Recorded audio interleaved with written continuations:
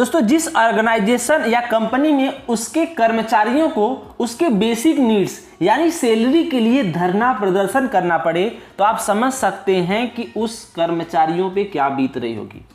जी हाँ दोस्तों, जैसा कि आपको भी पता होगा, अगर आप बीएसएनएल के कर्मचारी होंगे या फिर आपके रिलेटिव, आपके परिवार का कोई भी सदस्य बीएसएनएल का कर्मचारी होगा तो आपको भी पता होगा कि पिछले 2 सालों से बीएसएनएल के कर्मचारियों की सैलरी रेगुलर नहीं आ रही है। और हद तो तब हो गई है कि आज जून महीने का आखिरी दिन है, उसके बावजूद भी बीएसएनएल के कर्मचारियों की मई महीने की सैलरी नहीं आ गई है। और आपको ये भी पता होगा कि दोस्तों 2020 में लगभग जनवरी 2020 में 80,000 एम्प्लॉय वीआरएस लेकर के बीएसएनएल से चले गए। उस समय तो दोस्तों यही कहा गया था कि वीआरएस हो जाएगा तो बीएसएनएल की कंडीशन बहुत अच्छी हो जाएगी, सबको सैलरी टाइम पे मिलने लगेगा, 4G का लाइसेंस तुरंत मिल जाएगा बीएसएनएल को, 1 साल में 4G इंप्लीमेंट हो जाएगा और बीएसएनएल प्रॉफिट में हो जाएगा। और दोस्तों वीआरएस को कंप्लीट हुए लगभग 18 महीने हो गए। 18 महीने के बाद भी बीएसएनएल के कर्मचारियों का सैलरी टाइम पे नहीं आ रहा है। टाइम पे तो आने की बात ही छोड़िए, 2 महीने हो गए। मई महीने की सैलरी, जून ख़त्म होने वाला है, जून महीने तक, आखिरी दिन तक अभी तक मई महीने की सैलरी नहीं आई है। जून की तो बात ही छोड़ दीजिए। इसी को लेकर के दोस्तों बीएसएनएल के यूनियंस ने, all union and association of BSNL ने फिर से धरना प्रदर्शन का आह्वान किया है।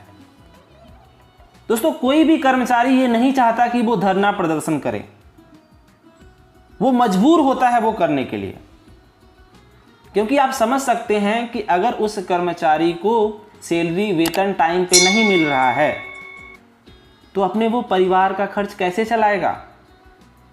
इस मुश्किल के घड़ी में जहां पे बहुत सारे लोगों का जॉब छूट रहा है, तो अगर परिवार में एक जॉब है तो उस पर बहुत सारे लोग डिपेंडेंट हैं।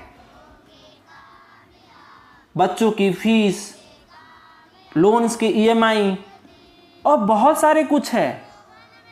बोनस या इंसेंटिव की तो बात छोड़ ही दीजिए, बीएसएनएल में जो कर्मचारियों की बेसिक सैलरी है उसको भी नहीं दिया जा रहा है बीएसएनएल मैनेजमेंट के द्वारा।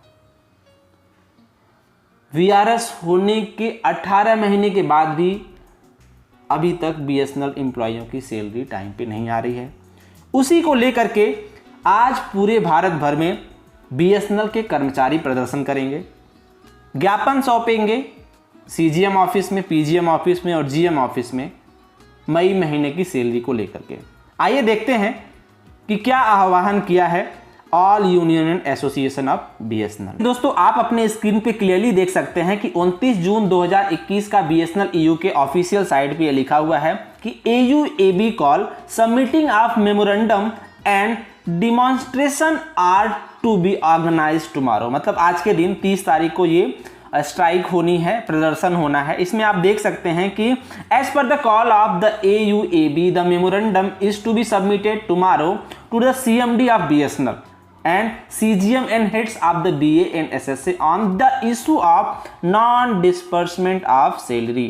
सैलरी न मिलने के कारण ये SSA हेड्स को, BA हेड्स को और CGM सर को और CMD सर को ये ज्ञापन सौंपा जाएगा।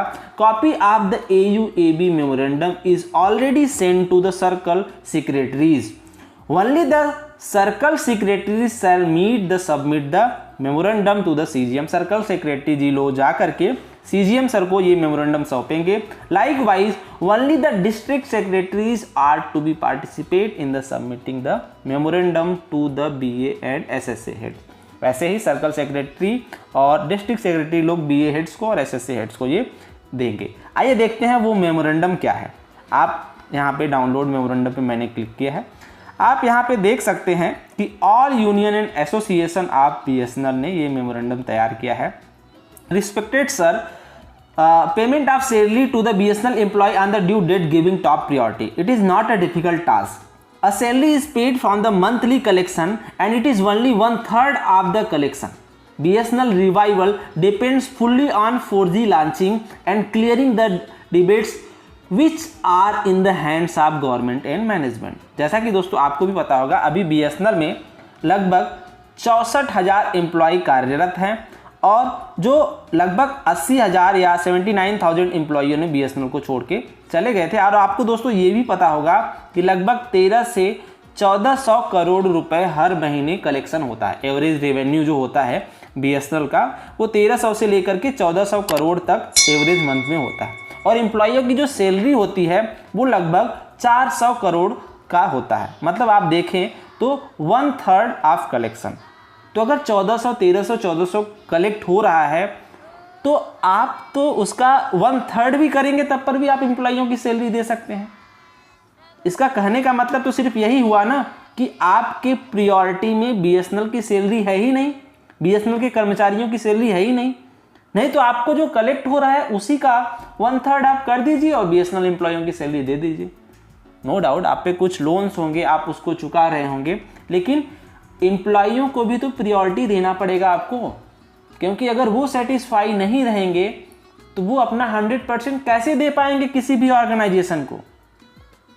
It is to be noted that in a historic judgement Honorable Supreme Court also rules that salary cannot be delayed and in case of delay in salary interest should be paid। जैसा कि supreme court ने भी अपने judgement में कहा है कि कर्मचारियों की सैलरी को आप डिले नहीं कर सकते, और अगर आप किसी कारणवश डिले करते हैं तो आपको उतने समय का इंटरेस्ट प्रोवाइड करना पड़ेगा कर्मचारियों को। यहां तो इंटरेस्ट की बात छोड़ ही दीजिए, टाइम पे उतनी ही सैलरी मिल जाए वही बहुत बड़ी बात है। तो ये मेमोरेंडम आज यानी 30 जून को सभी जितने भी अपने सीजीएम सर हैं, जीएम, एसएसए के हेड्स को और सीएमडी सर को ये ज्ञापन सौंपा जाएगा एयूएबी के द्वारा। तो देखिए इसके बाद क्या निकल के आता है, कब मिलती है बीएसएनएल के एम्प्लॉइयों की सैलरी। दोस्तों अगर आपको ये वीडियो पसंद आया हो तो लाइक ज़रूर करिएगा, और बीएसएनएल के बारे में अपडेट पाने के लिए प्लीज़ मेरे चैनल को भी सब्सक्राइब जरूर करिएगा। और दोस्तों आप क्या सोचते हैं कि क्यों लेट हो रहा है बीएसएनएल के एम्प्लॉइयों की सैलरी, कमेंट सेक्शन में जरूर बताइएगा। चलिए दोस्तों मिलते हैं अगले वीडियो में, तब तक के लिए अपना और अपनों का ख्याल रखिएगा। धन्यवाद।